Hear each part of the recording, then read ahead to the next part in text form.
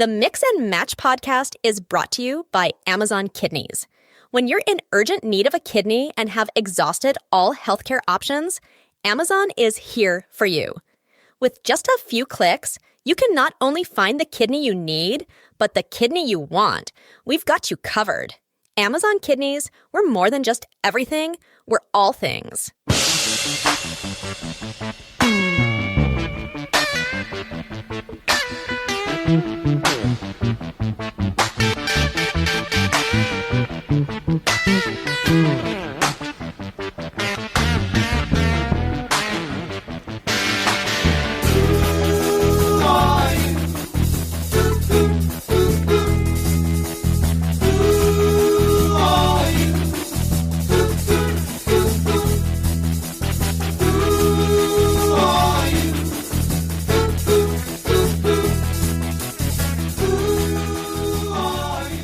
Welcome to the Mix and Match podcast, the place where we bring together the art inspired by the music and the music inspired by the art. We'll introduce you to creators of all kinds inspired by the music. In some cases, they'll be painters, writers, or actors. And in other cases, they may be welders, lawyers, accountants, or maybe even a cobbler or two. In short, they'll be members of our tribe, artisans, creators, and people from all walks of life who connect with music. We've asked each guest to create a playlist of 10 songs that helped shape their love of music. The show notes include a link. During our conversation, we'll go through each song, inviting our guests to share their thoughts and experiences, because where there is music, there is inspiration. And where there is inspiration, there is conversation. Thank you for joining us. Welcome to the Mix and Match podcast. And for those of you listening who have not heard last week's bonus episode, The Pantheon, my guest was Terry Barr, and we have him again this week on the Mix and Match podcast, where he's going to walk us through 10 of his favorite songs, or songs that really impacted him and helped him love music. Now, refresh our listeners' memory. Terry is a professor of English at Presbyterian Southern. Do I have that right? Just Presbyterian College. Just Presbyterian. So we are buried in the deep South for sure. That's true. That's probably where I got it mixed up. What led you to teaching? Well, the quick answer is not that quick, but it's quick enough. I was a social work major in college. I picked up a political science double major, was happy, was thinking, okay, I'm going to do my bit to change the world or affect people's lives very really and tangibly. And I just picked up an English minor because I liked, in my spare time from doing all those other things, I like to read novels. And so then I took a Southern Lit class and I really studied Faulkner for the first time. And I remember going back home and I was thinking, back in my house, I lived in an off-campus house, and I was thinking, I don't know about social work because all I can see is they're going to stick me behind a desk in the Department of Pensions and Securities, and it's going to be horrible. And then I thought, well, what would I do with political science? I don't want to go to law school. I don't want to teach political science or even thought about that. What is it that I really like to do? And I was holding Faulkner's Absalom in my hand. I thought, this is what I like to do. And then I thought about my professors, and I thought, that is a really great life. You just walk into a class, you talk about literature. You fortunately, every now and then have students who want to talk to you about literature. And that's what hit me at that time. That's what I want to do. And so I was close enough to picking up that major and dropping social work. And then I clearly applied to grad school and was fortunate enough, out of just the 4 places I applied, to get into the University of Tennessee with a teaching assistantship. And it didn't take but just a couple of classes to realize that this was fun. And if I'm going to work at something, this is what I'm going to work at. Awesome. Now, before we started recording, I was mentioning to Terry that I do some media production work for an immigration lawyer here in New Haven, Connecticut.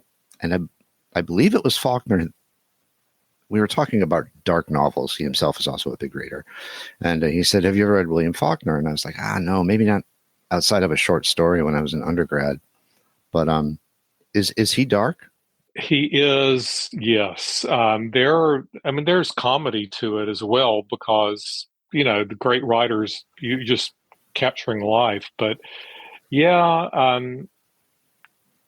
well, how do I say this? So probably the darkest novel overall is The Sound and the Fury, which is not my favorite, but it's close.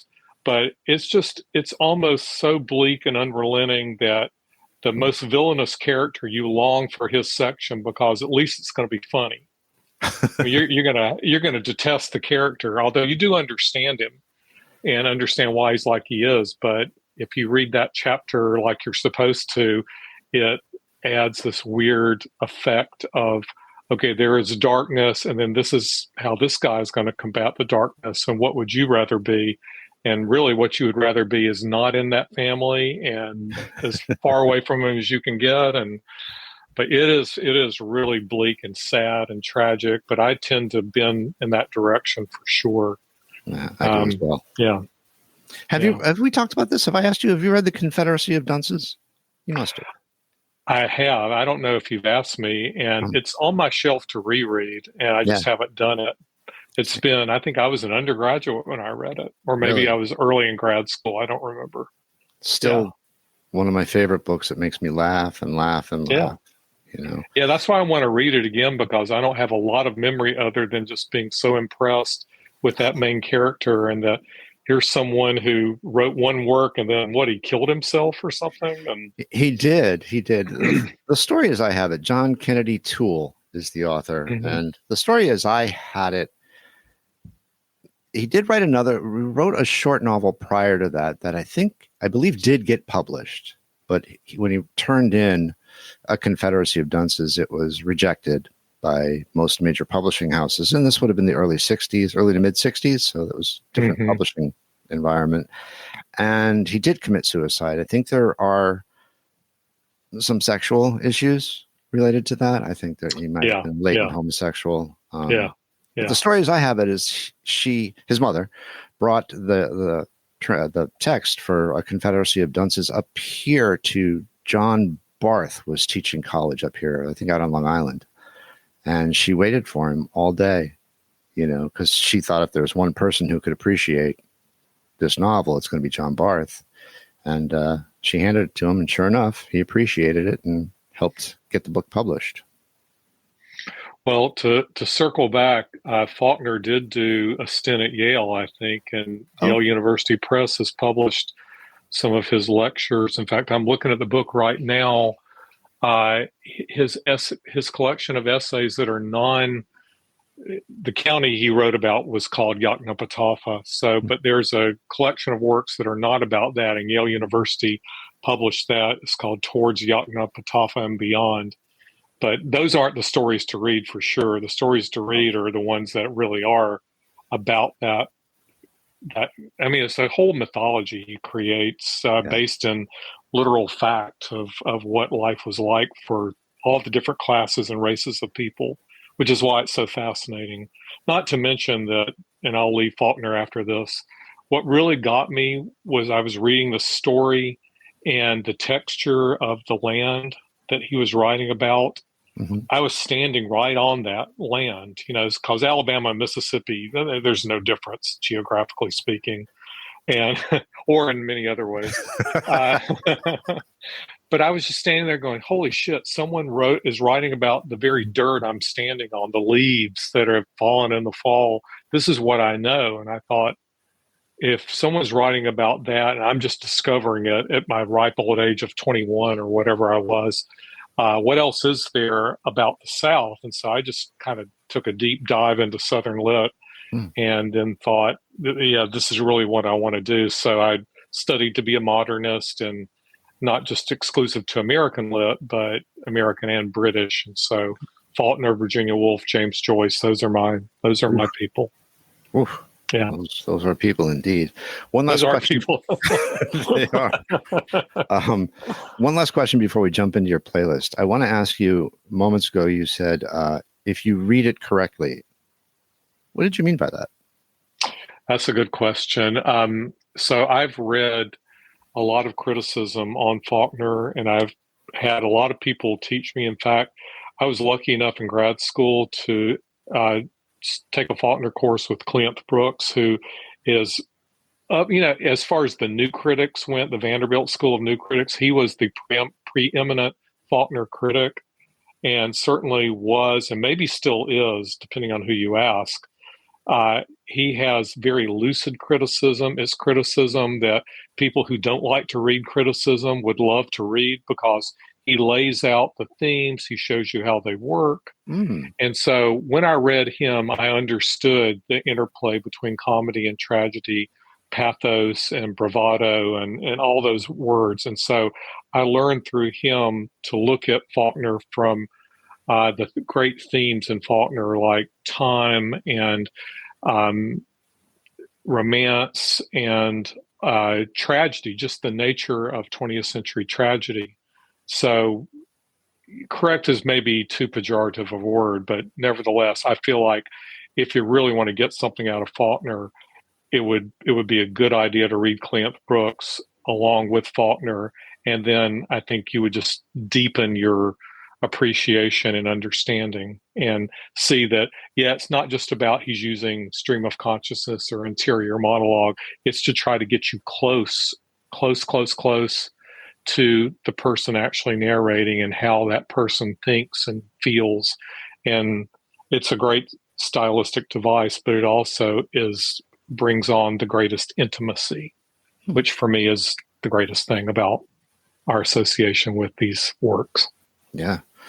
I made a note, so I will definitely check that out. You're the second person, and well, you didn't necessarily suggest it, but mentioning Faulkner, second person in the week. So the gods have spoken. The signs are there. Let's jump into your playlist. I'm going to go right down in the order in which you sent it to me. So track number 1 for you is Expecting to Fly by Buffalo Springfield.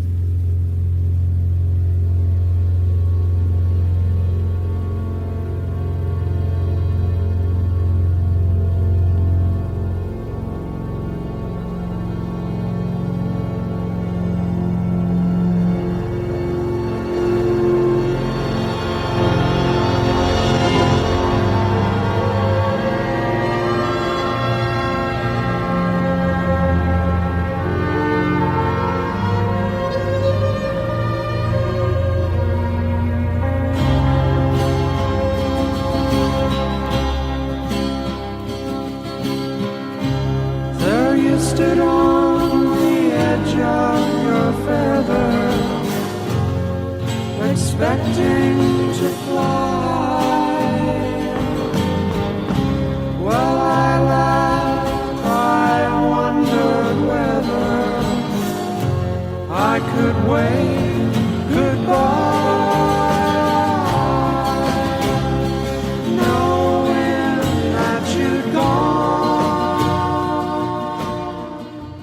What about this song is it? The lush Jack Nietzsche orchestration, arrangement, the beautiful Neil Young voice. And, Neil Young is my favorite rock singer, my favorite rock writer. The way the poetry of the song, it's hard to figure out at first, but there are all these images that just appeal to me. Plus, it was really melancholic and beautiful in that ethereal sense of beautiful. And I was only 15 when I heard it the first time. And I'd listened to After the Gold Rush. I'd listened to Neil's songs on Deja Vu. And I didn't know anything about his work with Buffalo Springfield. And I just found out through the soundtrack of a album called The Strawberry Statement, which was a movie I never saw. But when I saw it in a budget bin in my record store, I saw Neil Young was all over it. So I bought it and then realized through listening to it, Oh, I read some of the backstory. He was with this band called Buffalo Springfield, and so then I just started buying their records, and I heard Expecting to Fly and thought, I don't know anything like this. Mm. And I do now know other things like that, but Yeah. it was my first tip into the level that rock can use orchestration, rock can appeal to classical sounds, and rock can do things that I didn't know that rock could do. Nice. My first dip into Neil Young, I'd known him and heard his songs. It must have been one morning I heard After the Gold Rush, and I was in a particularly down mood, and I'm like, oh my, I have to get this record. And I think there is truth when you're a little bit bummed out. Listening to bummed out music helps. It makes, or at least for me, it makes me feel that I'm not alone in the world. Yeah. Yeah. I totally agree. I would have said that about Faulkner too, but I definitely feel it about Neil Young. And After the Gold Rush was a record I didn't know what to do with. Again, I was only 14, 15 years old when I first heard it. Yeah. And it just, okay, where's the beat? Where's the rhythm?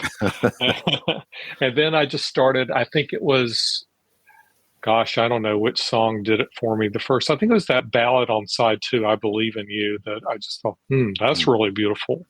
Yeah. And, just opened up from there. And I thought, and all my friends hated Neil Young. So in that contrary way of, I want to be different. But I also thought, it's kind of in a silly way, I thought that if some girl that I loved knew that I loved Expecting to Fly, she would love me too, because it's so sensitive.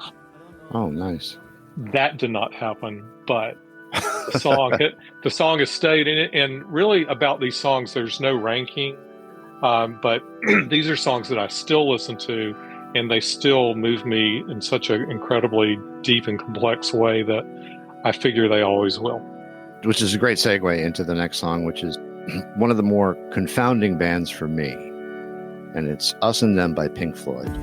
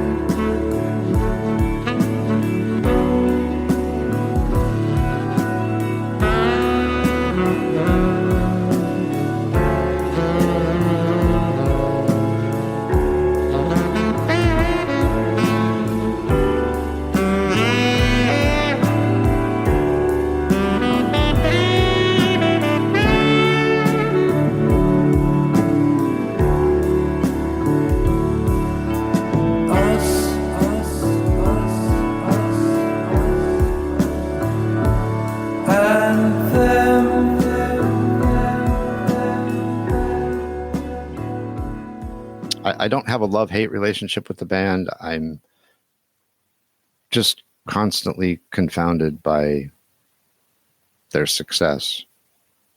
I mean, I can recognize it's good music, of course, but it just never spoke to me. What was it about Us and Them for you? The saxophone for the first thing. My brother bought it. My younger brother bought the record. I knew of the record. I knew of the song Money. I wasn't that into it, but I'm sitting in my house, in my parents' house, and he put it on in his room on his stereo, and I was doing something else. And when that saxophone hit, I just thought, oh my God, what is that? And I didn't know. I don't play saxophone. I don't know a lot about it. I don't know a lot about jazz, or did then. But I knew what sultry was. I knew what something that just kind of, for me, it went deep inside into, again, a place where I could feel romance. I could also feel sadness. I could also feel alienation. And it's funny on a song, Us and Them, but for me, it's alienating, and it's about alienation. And again, I felt like I was a kid who was not a typical Alabama kid. And I had a couple of friends who were akin and my real soulmates growing up, but we were just different. And so I listened to that song over and over and over again and still do.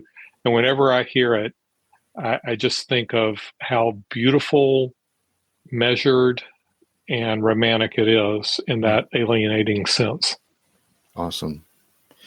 The next song is, for me, one of the probably greatest songs in the American songbook as far as I'm concerned. Ain't no sunshine when she's gone. It's not warm when she's away. Ain't no sunshine when she's gone, and she's always gone too long. Anytime she goes away, wonder this time where she's gone. Wonder if she's gonna stay. Ain't no sunshine when she's gone, and this house just ain't no home. Anytime she goes away. Beautiful song. Yeah, it's a song that was lost to me for a long time, in the sense that I had put it down, not really listened to it for a while. My wife is a big Bill Withers fan, and I found a used copy of Still Bill in my record store, which was great. And I've been searching for Just As I Am, which is a little too expensive, but I just started replaying it and thinking about the time when I first heard it. And as I mentioned in our riff discussion the other day, I hadn't heard anything. I hadn't heard a voice like this before I heard the song. And I don't think my friend group, again, age 15, knew what to do with the song, but everyone sang it. Everyone talked about it. Even if some people were making fun of it, other people were just going, wow. And so I thought, if a song like that can hit you at age 15, then you better hang on to it. And so now I listen to it, like you said, it brings me comfort. It makes me feel less alone. It is just structurally perfect. Yeah. No, and that voice. Oh, spectacular. Now we fast forward to the the 21st, 22nd, what are we in 21st century? Still there. Blue by Billie Eilish.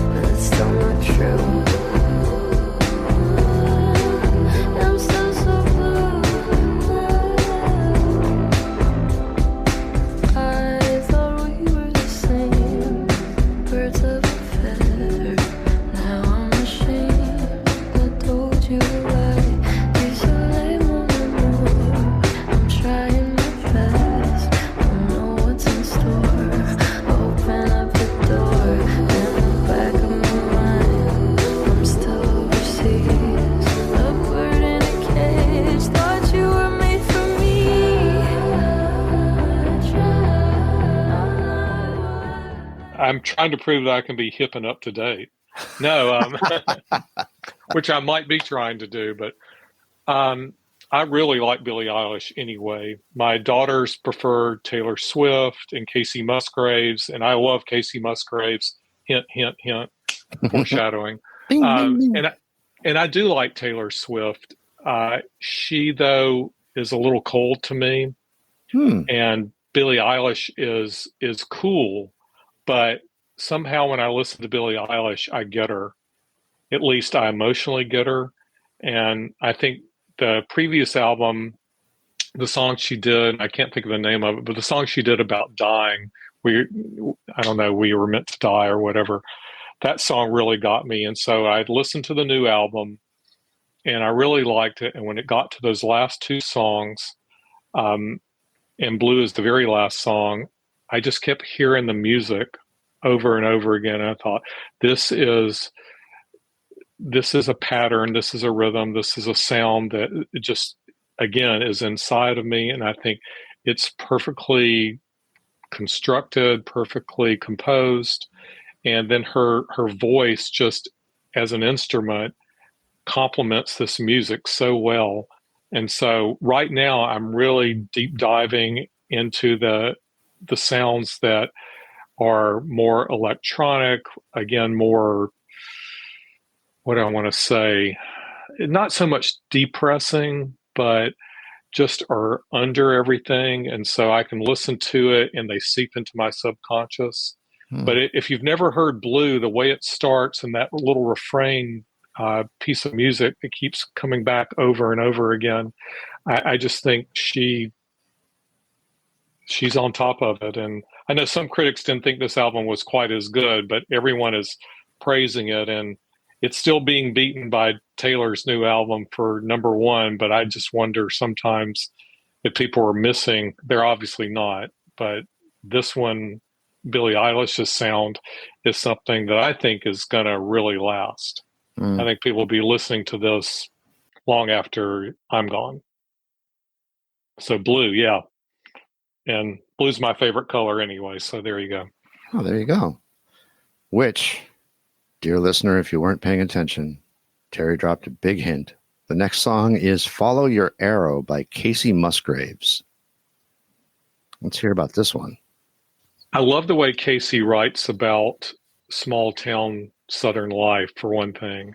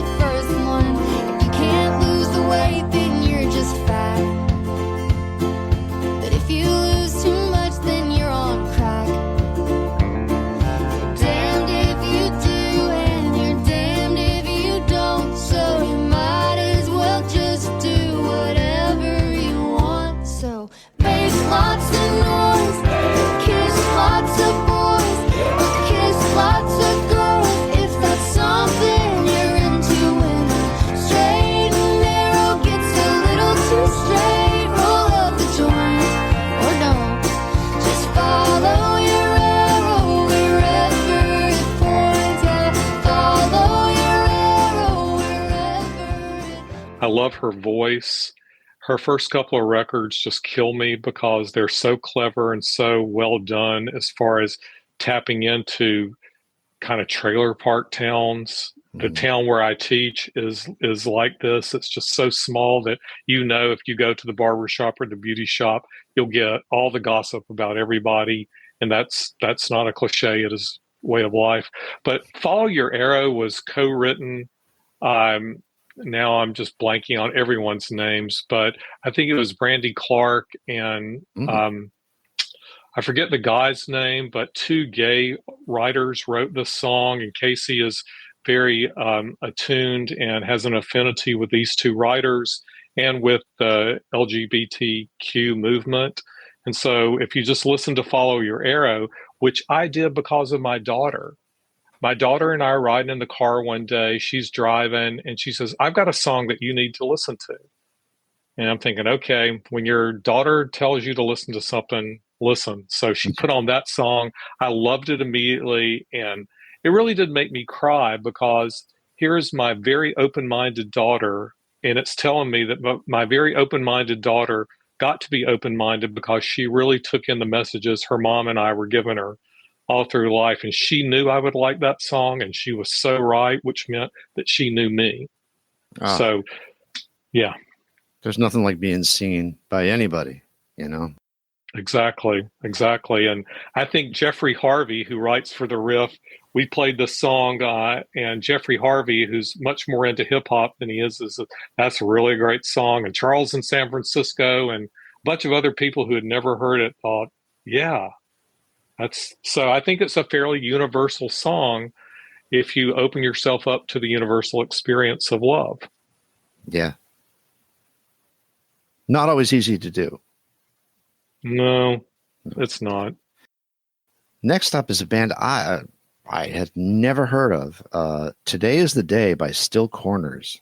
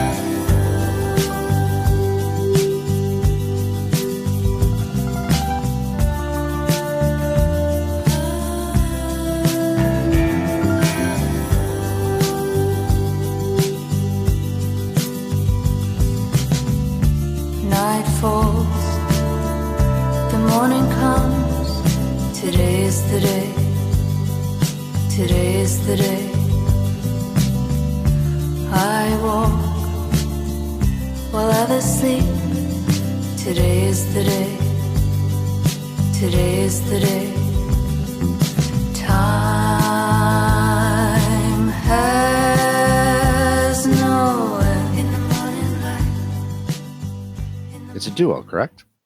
It's a duo. I don't know if they're partners, man and a woman. I didn't know of them a month ago. I didn't know of them. Oh, okay.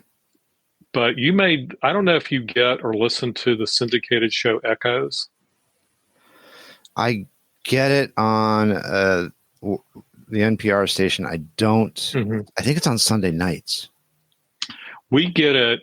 I don't know how. South Carolina Public Radio airs it 5 nights a week, new, and then the weekend where it's just kind of a rehash of what the week was, we get that too. But it comes on at 10 o'clock, and my wife and I read together in bed, and I turn this on mainly because it is that soothing kind of electronica / a little jazz / a little alternative. Yeah. And the song came on, and I just stopped reading. Yeah. What is this? And I couldn't quit listening to it, and I got just obsessed. So this is the newest song on the whole list. I think that's right, yes. And I imagine I'm going to be listening to it a long time because and this is like their 4th or 5th album. So there's more to discover.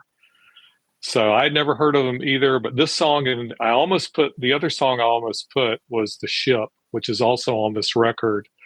Dream Talk is the name of the album, but it is very dreamy. It is what you imagine your dreams are like.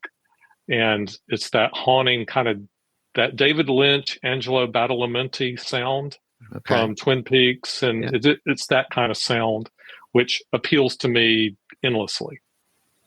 I think it's always great when a track just stops you dead years, just probably 14, 15, 16 years ago. I was in a Gap and I heard Dakota by the Stereophonics, and I just stopped. It had everything I could ever want to hear in a rock song.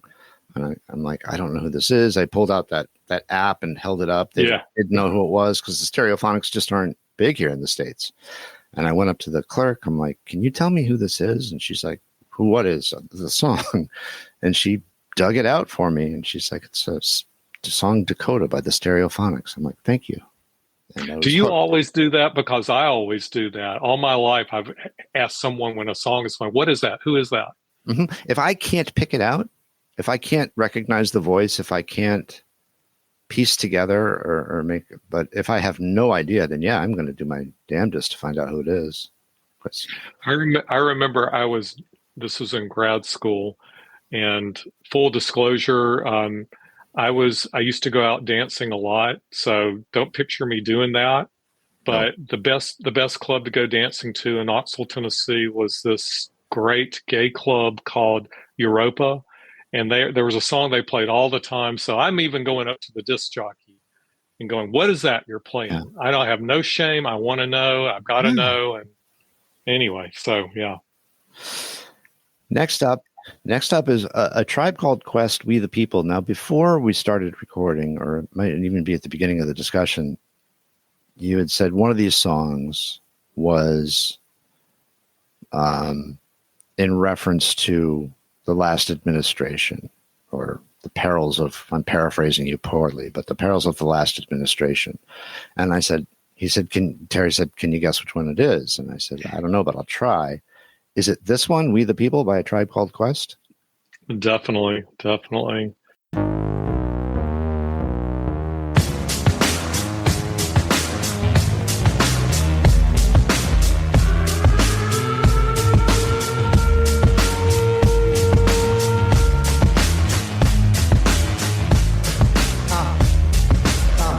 We don't believe you, cause we the people are still here in the rear, yo, we don't need you. You ain't a killing off good young nigga move.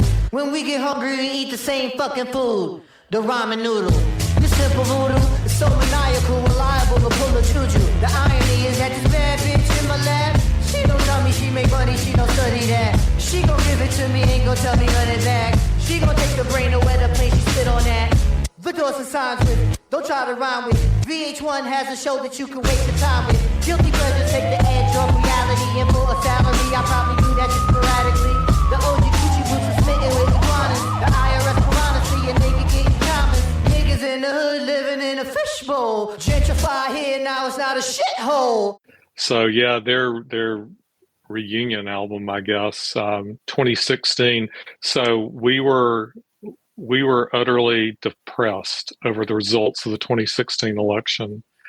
And Saturday Night Live, that particular week, Remember that? so Kate McKinnon I guess she had prepared two different versions of Leonard Cohen's Hallelujah.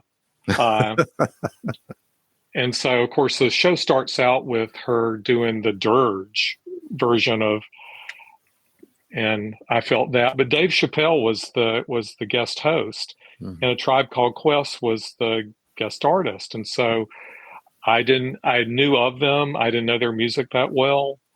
And so this is a song they did on their first, I guess they did two songs, but their first spot. And I don't always listen to the artist on Saturday Night Live. Sometimes I just don't. And I don't always watch Saturday Night Live, but I did. And they played this song. And from the moment that really ominous sound, again, I don't know how that sound was created with some kind of synthetic instrument, perhaps. But as soon as it started and the sirens started, I thought, okay. And then the beat, and then all the lyrics about, in this moment, our country was turning its back on all the people we didn't want. Yeah. You know, the Muslims and the gays, and boy, we hate your ways, and the refrain there, and just all these people, they must go. And to me, the sickest person in our society was the person who was now going to lead us with his horrible, horrible being. I mean, everything about him. So I heard that song and thought, leaving everything else aside, it's a great song. But in this moment, it might be the greatest song. And I still feel, and whenever I hear it, I go, yep, we can fight this. We can do it. We can do it, because the song will help me be inspired to do it. Awesome. That's great. The next song, I'm going to tell you my story about the next song. Please. It's 1979 by the Smashing Pumpkins. When this album was out and this song was popular, I was tending bar, and it was a busy Friday night. And this girl was at the bar, and I'd seen her a bunch of times, and friendly flirt. As a bartender, you flirt. That's how you make your money, you know? Ooh, big secret. And she was an attractive woman. And the song played, and she's like, she uses her finger to call me over. And she whispers in my ear, she goes, "This song makes me so horny." And I'm like, great. You want to go out to dinner next week? And did you? Oh, yeah. Uh-huh. Yeah. Yep. And it was a lovely dinner. We had a great time. But the song doesn't do this. It has the same effect. Does not have the same effect for me. What effect does it have for you? Not that. It definitely does not have that effect on me. That's the last thing I would think of. I'm not even a big Smashing Pumpkins fan, but there's something about this song. I know it's nostalgic in a way. I mean, it clearly is harkening back to, well, the song came out, in the early 90s, and it's about 1979. And 1979, I graduated from college.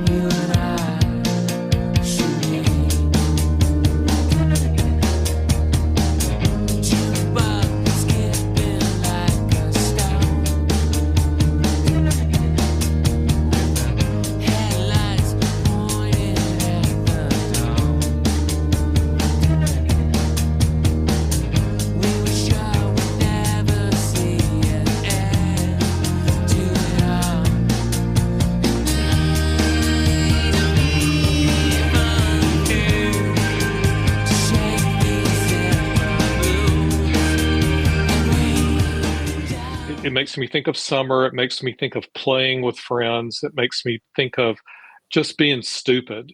But, whenever you were stupid, you were also hoping for something more. So there is a little romance to it, to me, because I remember the people who I spent a lot of time with. And then I remember occasional strange people who just would pop into our group for a little time and would leave. And I'd wonder what happened to them, or I'd actually have some kind of stronger feelings for them, but it just recreated all that for me. Plus, if you listen to it on a good system, it starts out with that little beat going along, and it's really cool. But then the bass kicks in, and when the bass kicks in, it's like, okay, now I'm here, now I'm with it. So yeah, I don't get tired of hearing it at all.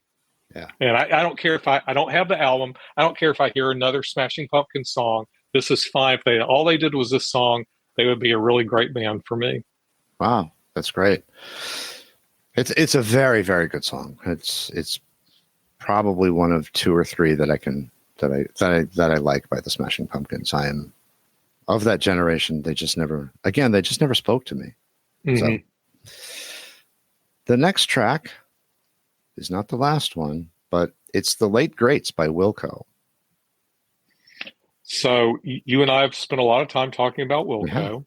We have. And I don't remember I don't remember how much we spoke about this song, or if we did at all. We did. But so I'm not going to, there are just many stories about it, but my older daughter, not the one who turned me on to Casey Musgraves, but my other daughter loves this song as well. And I don't know why she likes it, but I love a good, tight 2-minute song. It's a little over 2 minutes. I love a song that leaves you wanting more. I love a song that knows when to make its exit. And I just love the way the band comes together on this song. It's about bands and songs that we don't know anything about, that don't get played on the radio. It's about Still Corners. And I think Tweety is onto something here. I think it is my favorite Wilco song, just because it's the one song, if you mention Wilco, I'm just going to want to go here. The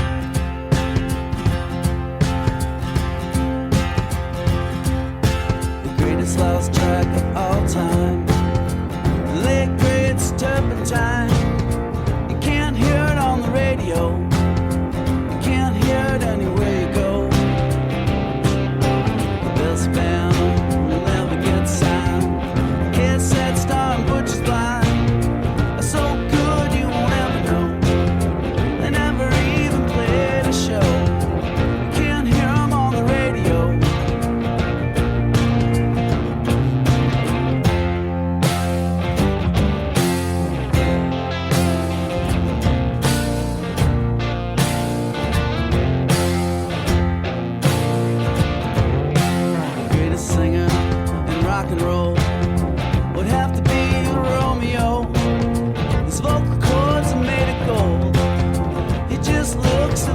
too old. My go-to Wilco song is and will always be Spider's Kid Smoke, because that droning beginning just goes on and on and on, and when it finally kicks in, it's such a release. It really is. And I tell you, someone's been talking about Wilco as being dad rock now, and that's making me wince. But I'm a dad and I love it. So what am I going to do? I mean, yeah, I don't even know what that means. I don't either. It's just like, we got to have a new put down. We don't already have enough put downs. You know, I don't get that one. Now, the last song is Daytona Sand by Orville Peck, who I have no idea who that is. Tell me about Orville Peck. You definitely need to put him on your list. So he's been around for what, 6 or 7 years. He is which adjectives do I want to start with? He is the masked gay country singer from South Africa. What? There's so many incongruent comments there. You know? He's also classically trained in voice and I think in dance.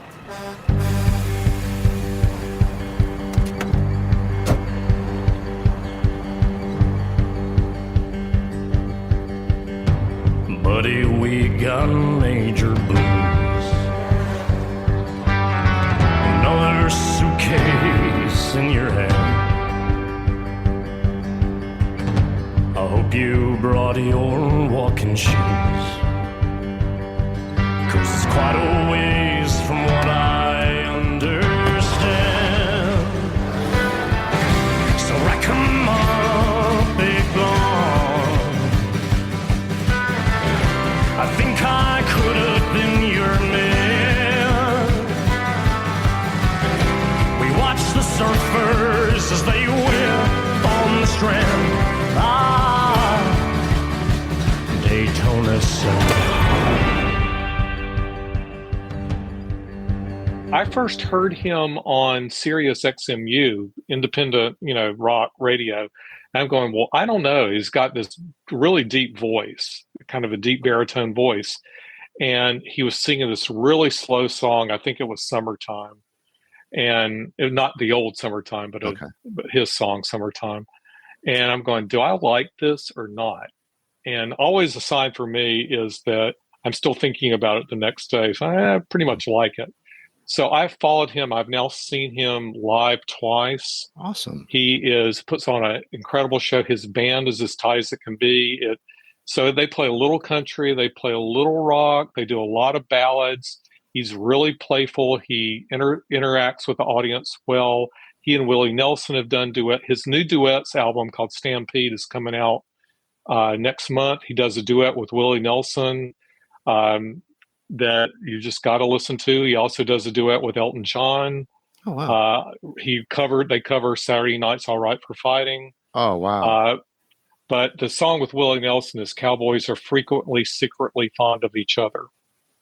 That's the title of the song? That's the title of the song. And Willie Nelson has done that song apparently for decades. Really? So they do this duet. But Daytona Sand is the first song on Bronco, the album that came out 2 years ago. It is a kick-ass song. It's just the guitar. If nothing else, the guitar, it has that Western kind of feel to it, that Western, a little bit of twang, but almost like a surf rock guitar. And so he actually does some surfing in the video on a truck and on a bus. It's pretty cool, but I think he is electric right now. And I love the fact that, again, this gives me hope. We live in a society where a gay masked country Western singer from South Africa can hit fairly big and make us all proud. Yeah, no, that's incredible. This is a great list. One of the benefits to doing this particular podcast is I get exposed to things that I just wouldn't get exposed to otherwise. And I'm getting exposed by people I trust and like. It's not the Spotify algorithm. It's not being manipulated by, I don't know. I don't feel manipulated when I hear about Orville Peck. I'm like, all right, well, Terry likes him. So that's a good sign. I am not an algorithm, nor do I pretend to be one. Oh, I can verify that. I'm looking at you right now. Yeah, it's a great list. It's a favorite really thing to do, is. and I appreciate the chance to talk to you about it. Yeah, it's awesome. And I thank you for talking with me about it. I'm going to go ahead and hit end. Mix and Match was written and produced by Keith R. Higgins. It was recorded at Thunder Love Studio, where it was engineered by Tony Jackson and mixed by Diane Coughlin. Thanks for listening.